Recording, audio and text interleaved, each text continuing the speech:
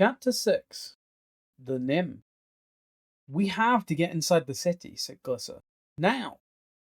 Slobad didn't react, though Glissa gave the goblin a shove, sending him scrambling down the hillside. She ran after him, grimacing with each step. "Crazy elf!" shouted Slobad, arms flailing as he tried to stop his headlong rush into the valley. "You kill us both, huh?" Glissa didn't understand what Slobad meant until she saw the large patch of razor grass directly below them.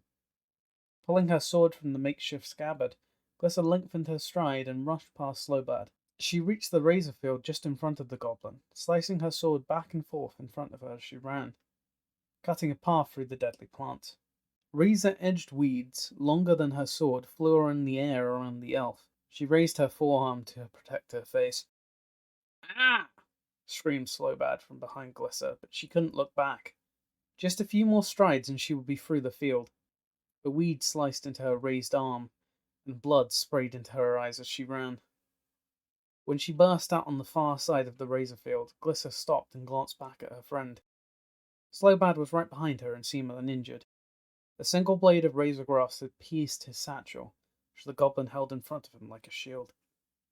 "That could have been my head, huh?" snarled the goblin as he yanked the razor blade away from his satchel.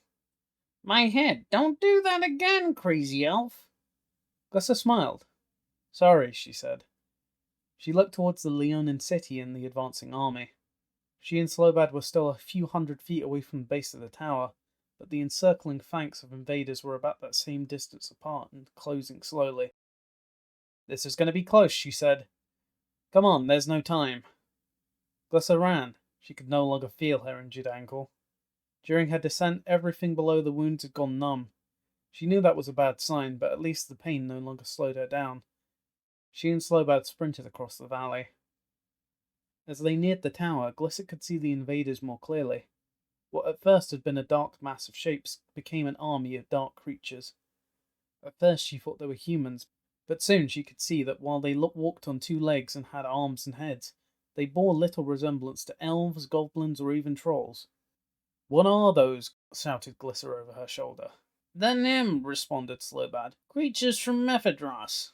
The Nym shambled forward, hunched over so far it looked as if their heads jutted out from their chests. Their long arms reached the ground, giving them an odd, four-legged gait as their knuckles scraped against metal. Carapace ran from their heads down their backs. It was as if their creator had torn the spines from the Nym's bodies and laid them out on top of their skin. The two flanks of the Nym army were converging. Only a small strip of land remained open as Glissa and Slobad reached the army. The elf sprinted across the opening. A foul, acrid odor accosted her nose as she ran past the slow-moving Nym. Now she could see tubes coming out of the sides of the creatures, tubes belching green gas into the air. "Good thing they're slow," gasped Glissa, halfway past the advancing army. "Move slow, yes," panted Slobad behind her. "Fight fast! Watch out!" The closest Nym swung one of its long arms towards Glissa. The movement was so quick that she had no time to dodge. She snapped her blade up to parry the blow and caught the Nym's arm right behind its clawed hands. The blade cut through the Nym's wrist as easily as it had cut through the razor grass. The claw dropped to the ground. More of the noxious fumes billowed from the injured Nym's arm, along with thick brownish-green fluid, which Glissa assumed must be the creature's blood. She had no time to dwell on the strange physiology of the beast, or marvel at her power of her new sword. A dozen or more Nym reached for her as she ran on. "Stay close, Slobad," she shouted. "I'll keep them off us." Glissa swung her sword in a figure eight in front of her as she ran, slicing through the grasping Nym. The blows from each side came faster as more Nym closed in around them. Glissa could do nothing but hack at their hands and arms. The Nym were too fast and their arms too long. They were almost through the throng, when one Nym got past her blade barrier and caught Glissa on the shoulder. She tried to dodge the attack, but the Nym's claw dug into her skin. The force of the blow sent her stumbling forward. The elf scrambled to keep her footing, but her numb ankle betrayed her and she fell to the ground. Glissa rolled over, expecting another blow to land, but she was free of the Nym army. The blow had sent her past the horde. Slobad had not been so lucky.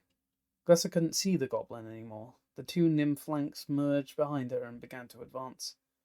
"Slobad!" she called as she got to her feet. As if in response, a Nim several ranks back burst into flame. Glissa could hear the familiar hiss of Slobad's flame tube. She limped towards the burning Nim to help the goblin fight his way out of the horde, but she had to fight her way in to get him.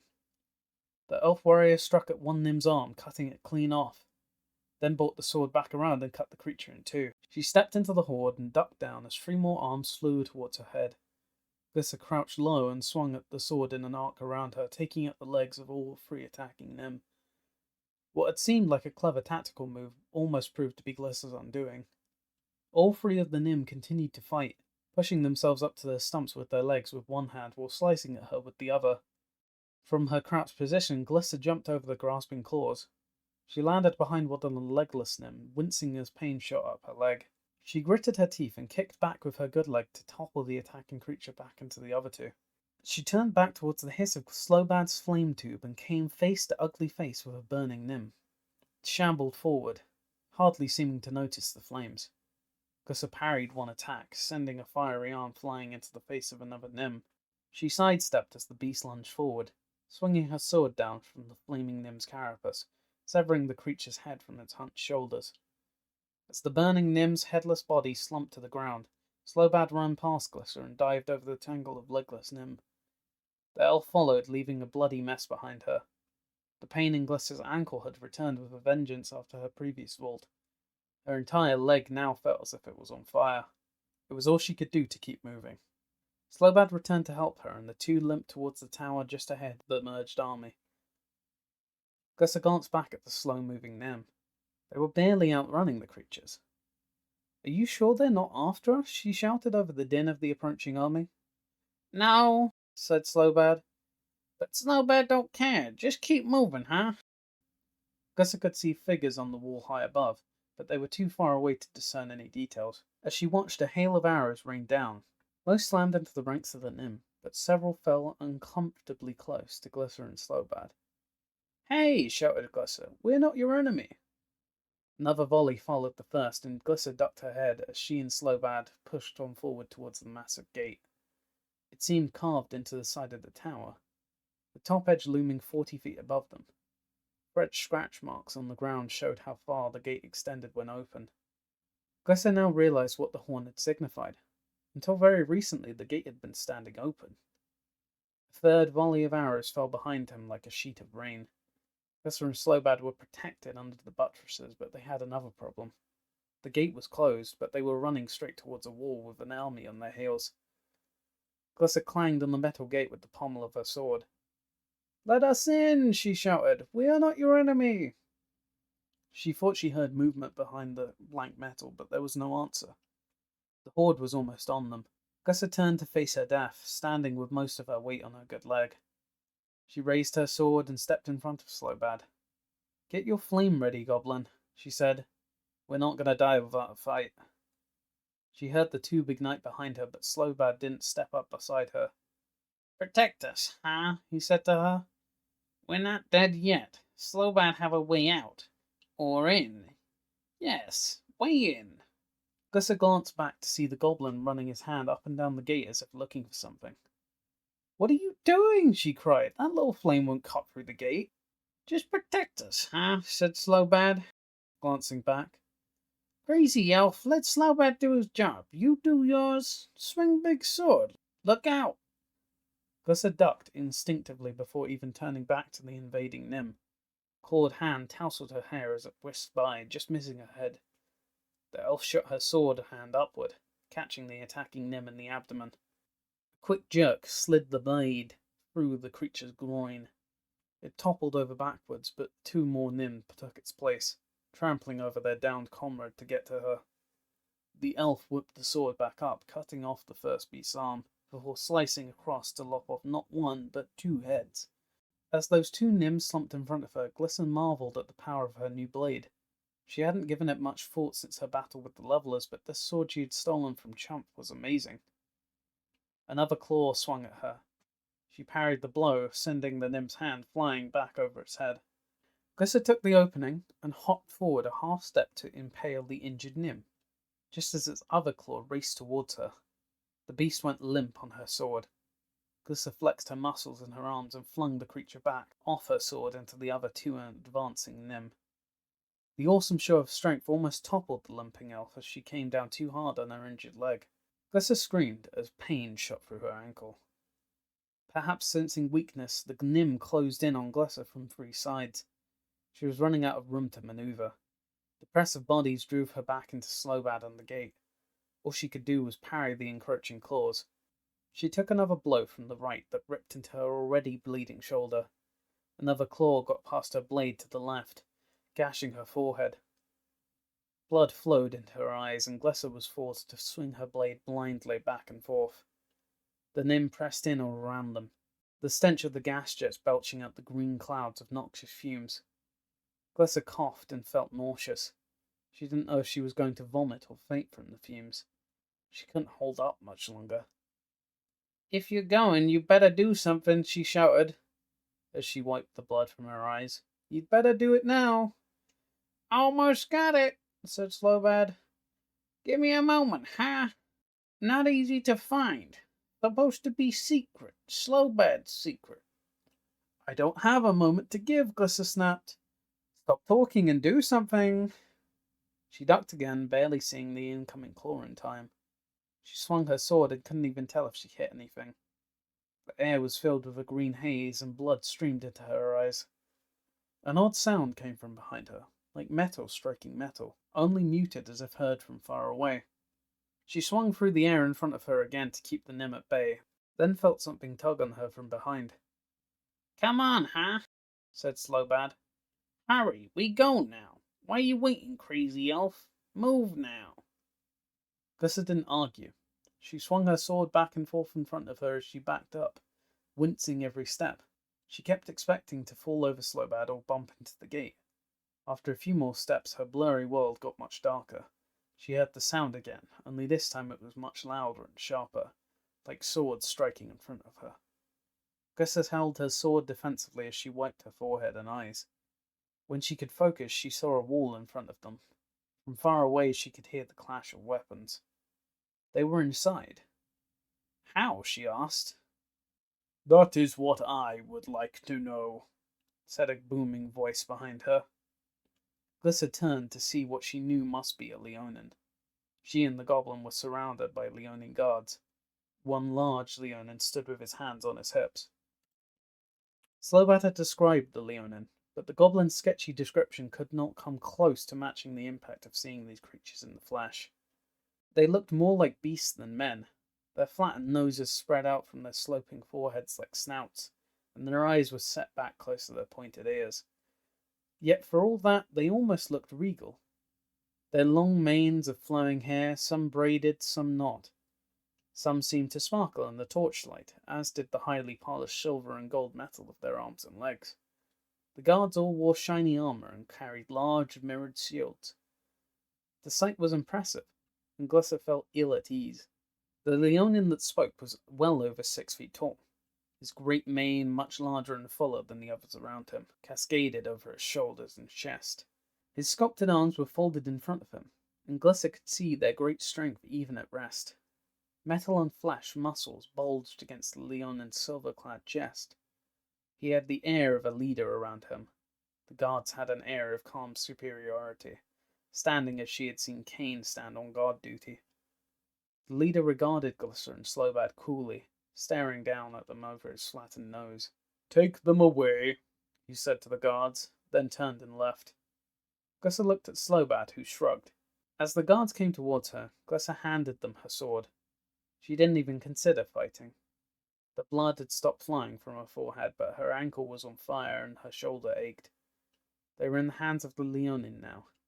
Captives, but they were alive, and that was better than the alternative. Glissa removed the bandage from her ankle and swallowed hard. The infection had spread almost to her knee. Scraps of green metal coated the leather, sticking to the bandage as she pulled it away from her wound. Her calf was still swollen, and her entire leg felt as if it were on fire. Green pus oozed out from all over her leg, not just down by the wound. Everything below her ankle had turned black and was cold to the touch.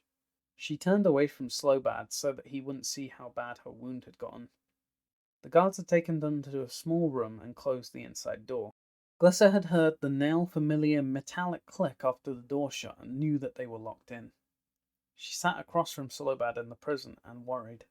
About her foot, about Slobad and Raksha, and about the latest threat against her life. What were those creatures outside the gate, she asked. I told you other day, said Slobad. He was pacing back and forth across the room and didn't seem to notice Glissa fiddling with her bandage. Leonin fighting him. Always fighting him. That's what take Raksha away from Slobad. Battles against Nim. Beat them back to the Mephidros. They just come back. Don't know why. Mephidros? Bad place under Ingle, said Slobad. The Black Sun, moon, where goblins go when burned in the great furnace. Slobad never go to Mephidros. Too close to Ingle. Rock should tell me about it, huh? Green muck everywhere. Gas swelling in the air, make you sick, huh? Nim rise from ground. Attack leonin. Bad. Zombies? Asked Glissa. I've heard zombies about the dead rising from the ground. Father called them zombies, but these Nim didn't look dead. They just sort of looked turned inside out.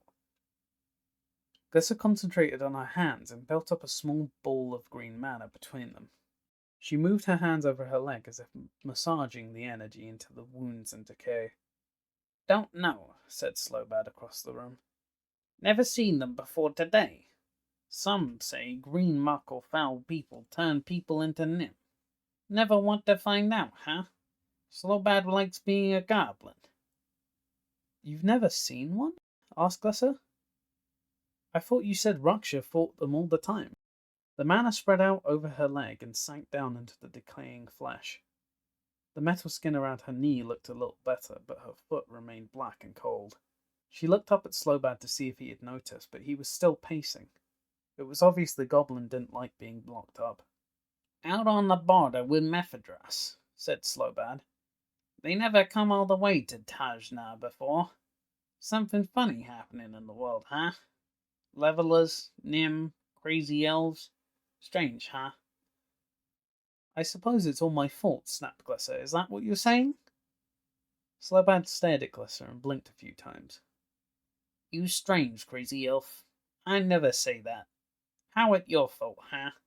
Just strange, that's all, crazy elf. World not revolve around you, huh? Glissa lowered her head. She didn't know where that outburst had come from. I'm sorry, she said. I haven't really been thinking right since the leveler attack, she paused. No, that's not true. I do this all the time. Seeing things that aren't really there. I'm just suspicious of coincidence, I guess. I'm sorry. Slobad came over to her and saw her foot. He let out a low whistle. You lose that foot if we don't see a healer soon, huh? Need to find a way to get out of here. Get out soon or lose foot, that for sure. Glissa didn't argue. There was nothing more her magic could do. If they didn't see the healer soon, she'd had to cut off her own foot just to save the rest of her leg. I thought you said Raksha owed you, she growled. Fine way to show it, locking us up in here.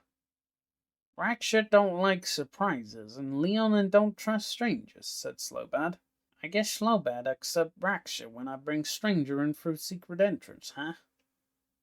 Glissa dipped her bandage in a bowl of water that's sitting on the table. Raksha was the leader we met, right? Slobad nodded. Didn't he know about the entrance? The goblin smirked. No, he said. Slobad helped build gate for Leonin many cycles ago. Added extra door. Slobad always liked to have more than one way in or out. Glissa laughed as she cleaned the blood off of her forehead and shoulder. After rinsing the bandage again, she tried her healing magic on her other wounds, but the energy would not come out this time. The infection and her failed attempts to keep it in check had made her weak. We need to see Ushanti now, said Slobad. Can't wait for Raksha to calm down, huh? Slobad find other way from here. He began pounding on the door. When the door opened, a leonin guard filled the doorway. Slobad talked to the guard for a moment. The leonin's eyes widened in horror. He closed the door and Glissa heard him running off. What did you say to him? She asked. Slobad remind him of the penalty for losing prisoner, said Slobad. If you die, he dies. Try to look sicker when he comes back, huh? Told him you'd be dead by the first moon. Just show him the leg, he believes, huh? A few minutes later, the door opened and 2 guards entered. Glissa hung her head low and breathed heavily, trying to look and feel as sick as possible. It wasn't that hard. The guard led them away from the room. Glissa limped along behind the 2 guards, helped by Slobad. The leonin city was beautiful. Glissa had never seen so much brightly polished metal. The moulder and the tangle gave the forest a fuzzy green look that Glissa found comforting.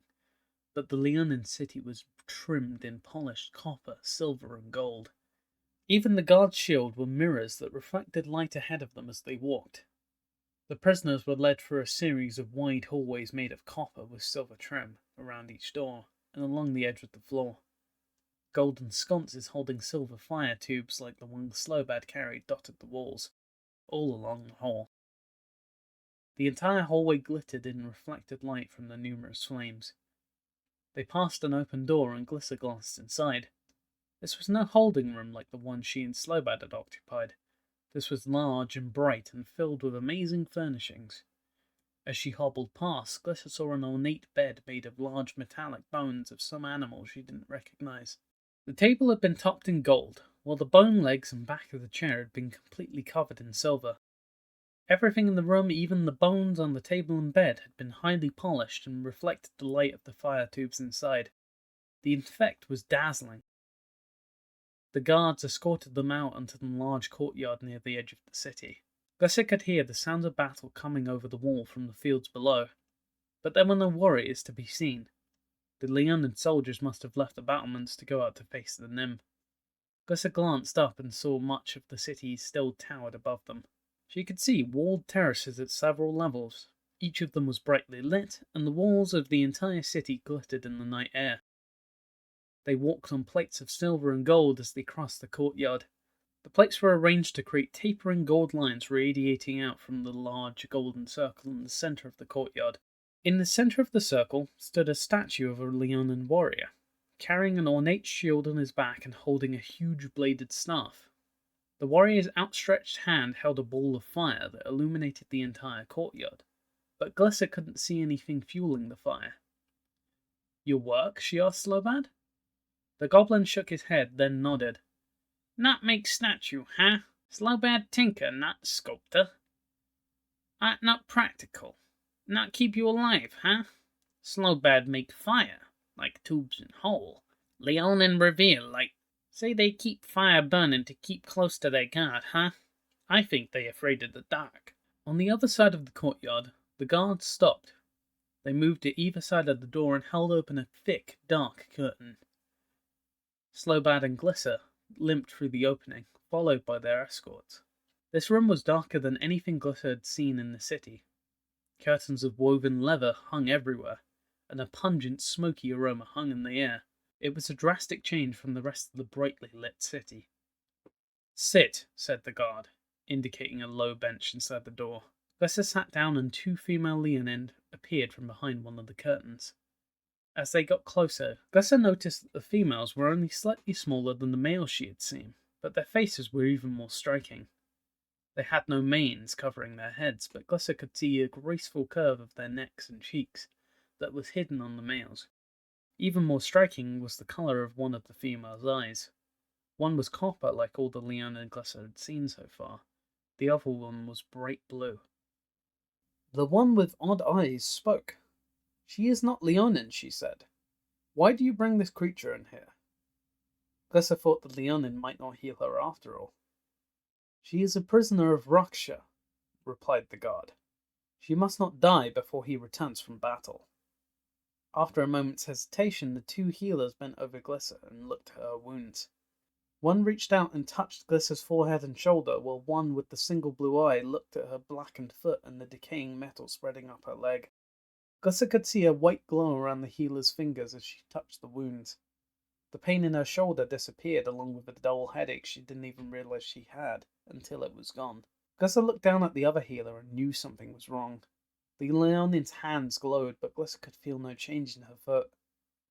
After another minute, the odd-eyed healer stopped trying and stood. "She must see Oshanti," she said. "I have not the power to effect this wound." "Stand," said the god. Slobad helped Glissa back to her feet, and they followed the healer through the maze of curtains into the center of a large room. Smoke filtered up to the ceiling from a brazier suspended over red-hot coals. Another female leonin stood with her back to the group, sprinkling sand into the smoking pot. A flash of yellow light shot from the brazier and scattered across the ceiling. "Ushanti," said the odd-eyed healer, "Raksha's prisoner needs your healing power." "Raksha and his prisoner will have to wait. There are more important matters in the world than a Nim prisoner." She dipped her hand back into the bowl beside her and grabbed another handful of sand. Glissa couldn't see the seer's face, but she could tell from the tremble in her voice and the hunch in her back that this leonin was old. Older than any of the other leonins she'd seen in the city. "She is not Nim, Ushanti," replied the healer. "I believe she is an elf." Ushanti's clenched hand had stopped halfway between the bowl and the brazier. "Elf, you say? Female elf?" The seer's voice rose in pitch dramatically. Glissa wasn't sure, but she thought she saw the woman tremble. "Yes, Ushanti." Ushanti turned to face Glissa and Slobad. As soon as her eyes locked with Glissa, the seer screamed and staggered backwards. The sand Ushanti still clenched in her hand spread across the floor around her as she slumped to the ground.